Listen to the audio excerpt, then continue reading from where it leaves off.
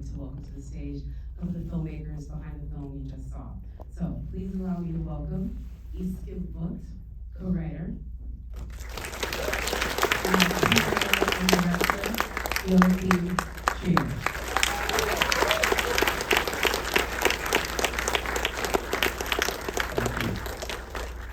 These gentlemen have a pep in their step that I would not expect. They just flew in from Norway. So their arms are tight. Gentlemen, thank you so much for being here. Everyone here is like drying tears. I get it. It's a very emotional film, but let's talk about you both coming back pretty quickly after your Oscar-nominated work in The Worst Person in the World. What was this story? Was this something y'all had been thinking about for a while, or was this something that came to be in between that film coming out and now? Well, first let me say thank you all for coming tonight. We flew 24 hours and now we're here, so if we seem a little bit tired or weird, please forgive us. But we are very excited to be here, so thanks for coming.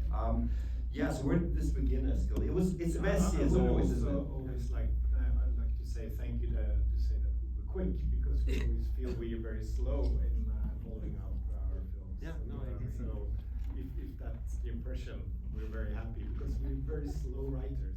and when we start, it's usually, with a very vague idea, and we're not very professional about it. We just find some time to hang out and be in my office and play music and talk and imagine possible films. And I think, but one of the things we had from the beginning was the idea of making something about sisters and about growing up in a family and having those kind of, you have the same parents, but you have a different childhood because of the age difference, or because your personality brings out something different from your parents than your sibling does. And so that was beginning, and also Joachim and I really wanted to work with Renate Reinsve again from Worst Person, and so obviously she was one of the sisters from the get-go. What was it, Joachim, if I can ask you, was specific about the sister aspect that you wanted to explore, and then how much of that was driven also by like the parental aspect? Because it is sisters, but it's how they relate to their parents. It's not just sisters together. No, absolutely, and I think we couldn't get the story off the ground until the father arrived. At the beginning, he was absent. We were discussing, as Eskil was just speaking about, the sort of difference between siblings. But when the dad came into it, and we realized it could be about reconciliation and forgiveness, and all that stuff that you don't know how to talk about in the family, to try to trace that cinematically, to try to find the hole in the middle and draw it, and hope that there's some space for interpretation. And I don't know, I think we're also in the middle of life. As we both have kids now, we have parents that are still around. There's this sense that at least I think we're realizing that life isn't eternal. There are limits. So that really triggered it, the parent-child dynamic. One thing I think is interesting is you both are filmmakers, separate as well as collaborators together, but also you have a friendship that's decades deep, but you're still coming up with new stories. Eskil, I'd be curious for you to tell me something that you learned about him as a collaborator through this project that you hadn't previous projects, if there was anything new. We know each other really, really, really well. Because like you said, we've been writing films together since the 90s, short films. And before that we were friends. But we change, and the new thing in this, and this is a bit embarrassing, new thing in this writing process was that we cried, more. And I think that's also something that happens with us, maybe just growing older or becoming parents. But there were like moments where Joachim teared up a lot, and that's a new thing that we're doing more now. And I love that you share that. No, it's true. It's true. No, but I don't know. It's just also an don't. emotion. Sure, no, but it's also an emotional film. I mean, it's about tricky stuff. It's about. They saw it, they know. Yeah, no, I mean, to make it too, and I think what's very important is that, yes, we come up with a story and a script and some suggestion of characters, but then the actors come into it, and they really take charge of the characters and bring stuff from their life, and it becomes a real collaborative process, and I think that, so the film started triggering people sharing stuff of personal nature, and I think that gave it a certain emotional aspect. Yeah, it is very that. It is very that. I saw it when it premiered at Cannes Film Festival. It was crazy because it was like, I can't go outside and talk to people now. Like, I need to go home and talk to my dad or something. But one thing nobody can deny after watching it is that Renate is just one of the greatest actresses that has probably ever graced screens. She's just so incredible in this. And that's crazy to think about because it's really a trio of them that you put together in this. So you already said how you'd want to work with her again after The Worst Person in the World. Talk about putting these other two incredible characters on both sides of her, one being the sister and then other being the character played by Elle and Inga. It's just, yeah, how did you find that? Because they have to match what she does. I'm so happy you asked me that question because tonight we actually with us have the Norwegian casting director, Ingvild. Please stand up. And we've worked with her for many, many years. And the wonderful thing about Ingvild is that she really goes deep. And in a small country like Norway, when you want to find a younger sister for Renate Reinsve, it's not so easy. There are 5 million people. How do we match Renate? And it was a long journey. And Ingvild created this safe space for so many actors that came in, and finally we were fortunate to find Inga Ibsdotter Lindås, who plays Agnes, and we really adore her, and she's a real find. But she has that kind of. She was written a bit differently. We thought on the page first that Agnes would be avoiding conflict and try to create balance by being jovial and jolly and avoiding. But then when we met Inga, we realized her groundedness and her earnestness, the sort of truth in her, was what made that character really deep and interesting. So then Eskil and I changed the script a little bit here and there. And so it's a real collaboration of a lot of people. And Elle, I've been a fan of hers for I don't know, for decades. It's not ironic. She's so young, yet we've seen her grow up in movies, and she is fantastically skilled as an actor. And you see it in the film how she can both be a star and at the same time also be really vulnerable and an everyday person. And she has that great range. This is a bit of a meta one, but it's definitely one that I thought about when I saw the film. How much of the portion of the film about the making of the movie was informed by your experience going through awards season and the sort of like getting shot out of a cannon aspect that you all went through? I'm sorry, it feels very much you're like, yeah, we just went through this thing and we gotta write something about it because it's insane. Am I wrong? Come on. That's good. Not consciously. I think, the beginning of the writing process of this was to kind of remove everything of those kind of meta thoughts about award season and what people expect after Worst Person, and try to just empty the room of all that. But maybe it snuck in, not consciously really. But in the beginning we were kind of resisting the meta element, and then when we got the idea of the ending of the last shot, the last wonder in the film, just felt like that's obvious. That's where the film is heading. This is where all the layers of all the stories come together thematically, psychologically, and aesthetically, and yeah, it has to be like that, But we were kind of resisting making a movie about the movie. You have a junket and a film festival in it. I'm not trying to say, No, of course, right. When we opened that door, there were a lot of stuff. Sure, and absolutely, you're right. And we went to Deauville, the French festival you see, and with Worst Person. So sure, no, absolutely. And also, I come from a film family background. My grandfather was a filmmaker. My parents. I grew up in this environment. And we thought more than just having fun with it, it's also an interesting thing to look at the paradox of Gustav Borg, this character who is so clumsy and inarticulate in his emotional language with people, yet it turns out he's a pretty good director and he can kind of express something there. And I think that's what we all do. We yearn for alternative languages or other ways of being with each other, and artists do that in a very specific way. So we thought that more than just talking about how it is to make movies, we were interested in how could that open up a different layer of communication between this family. Yeah. Obviously, Stellan is an incredible actor. We've been seeing that as long as he's been somebody on our screens. But it's crazy to think he goes to a place we've never seen him go before on screen in this one.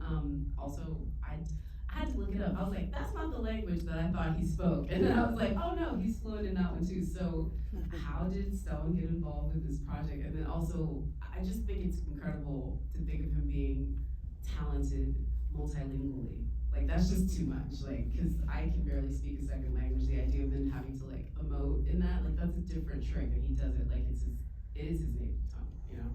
It's true. But he's Swedish and Norwegian is very close. So that's how it works in this family and in this story. Danish, Norwegian, and Swedish, almost the same language. No, Stellan is marvelous. The more we understood that Gustav Borg was a difficult, tricky character and a bit of an asshole, the more we needed Stellan Skarsgård, who's such a lovely man, to create some dynamic. So we decided really early while writing that we had to have him. Yeah, again, we resisted it because we didn't know him. We just admired his work, but we didn't know him, and we didn't know if he was interested in going back to Scandinavia doing a film with us, because he was doing the Marvel stuff, the Star Wars stuff. You know, he was doing fine without us. So we were very anxious when Joachim approached him, talking about the project. Would he accept? Because we had no alternative. Wow, I'm glad he accepted. Eskil, I want to talk to you a little bit about the fact that, in a way, you're handing this off. And I don't even know how much time you spent on set when they're filming and so on and so forth. But there's definitely going to be moments where there's aspects of the screenplay that are getting shifted in the direction. What was something that you were surprised by when, you finally saw the film, that you were like, obviously it's in the screenplay, but you just never imagined how it would be visually represented? Well, luckily Joachim involves me in the process, so I'm not surprised by a finished film. That would be a shock. Even a good film or a great film or whatever, it would just be. I'm glad I'm witnessing all the shifts that happen, because making a film is a very alive process where a lot of people contribute. So luckily I know who's getting cast, and I can discuss that with Joachim if I have opinions, and I'm quite involved in the editing, just watching what Joachim and the editor Olivier Couture does, and they show me versions of what they're doing, and so I can like get used to what's happening. There's so many things that shift when you are making a film, and I think Joachim was talking about one of the things that really